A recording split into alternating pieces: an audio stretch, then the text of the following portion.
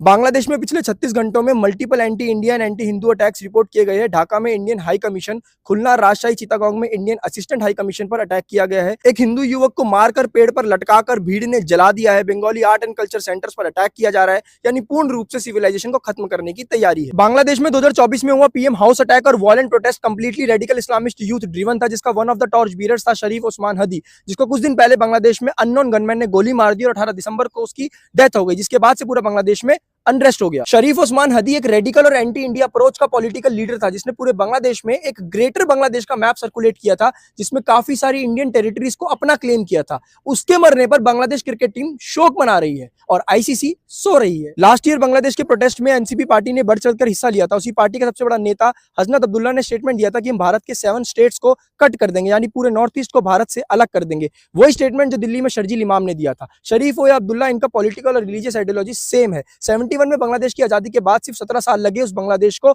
Secular country से Islamic राष्ट्र बनने में। हिंदुओं की औकात वहां पे कीड़े मकोड़ों की तरह है। कश्मीरी पंडितों के पास 3 ऑप्शन थे और उनके पास तो सिर्फ 2 ही ऑप्शन है, कन्वर्ट हो जाओ या मर जाओ। भागने का तो ऑप्शन ही नहीं है, भाग कर जाएंगे कहां पर। बांग्लादेश के यूथ पर फंड्स की कोई कमी नहीं है। इस्लामिक ऑर्गेनाइजेशन, टेरर आउटफिट्स और हम लोगों के द्वारा हलाल प्रोडक्ट्स को खरीद कर हमने उनकी जेब और पेट दोनों भर रखे हैं। और अगर कुछ कमी रह जाती है तो वो ऐसी पूरी हो जाती है जैसे आईपीएल में केकेआर ने बांग्लादेश के मुस्तफिजुर रहमान को परचेज कर लिया, जैसे ओवरसीज बॉलर की तो कमी पड़ गई थी।